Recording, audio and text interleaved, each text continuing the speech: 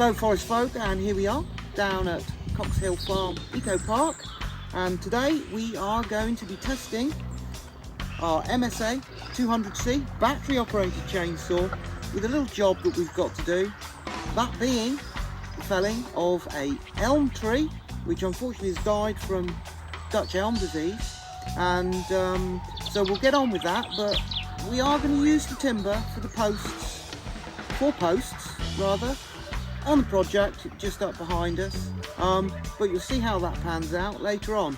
Anyway, let's get kitted up with the appropriate PPE and we'll give you a quick demo on smelling a small tree, felling a small tree, felling a small tree. Right, so this is the tree that we previously mentioned. As you see, this is typical of how these elm trees go once the Dutch elm has got hold of it, and it's actually caused by a beetle which carries a fungus. This is its little trackways here. They get in between the bark and the wood and kill the cambium layer, which is where all the life is. And here we go, if we look here, there's one of the beetles there, look. See him? Grubs. Beetle grubs. Yeah, and some wood lice. So anyway, we're just getting organised to fell this. So we've done our safety checks on the saw. We've got our personal protective equipment on. We have a direction where the tree is going to be felled. So what I should be doing, I should take a little bird's mouth out here and then a straight cut from the back, and then it will fall that way. In addition to that, we are also going to string a rope up so that Simon can give it a little bit of tug. Give us a little bit more control over the tree. Partly, we've got a footpath behind us. Fortunately, the conditions are good today. There's no wind. So, yeah, let's get to it. Get that rope up there then, Si.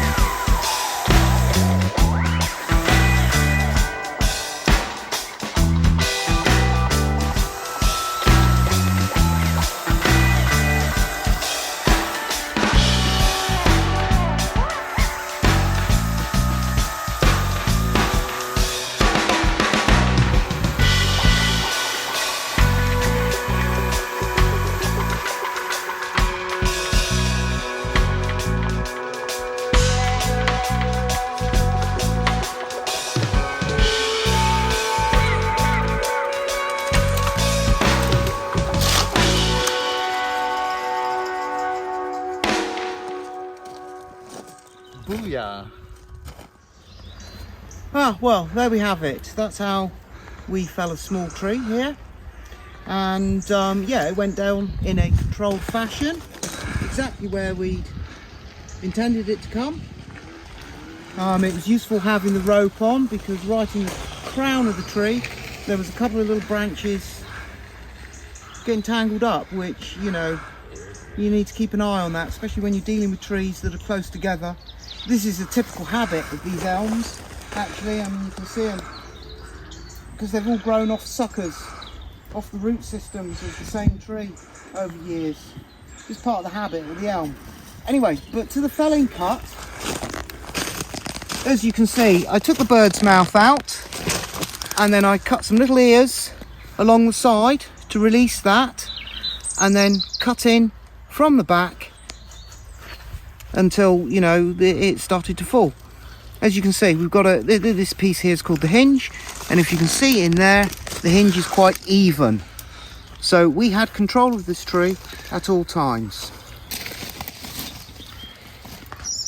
So our next job is just to delimb further up the top there, and then we shall be measuring this stem at 2.4 metre lengths to provide us the posts for the project just up the back of the way there. So yeah, there we go. How to smell a small tree.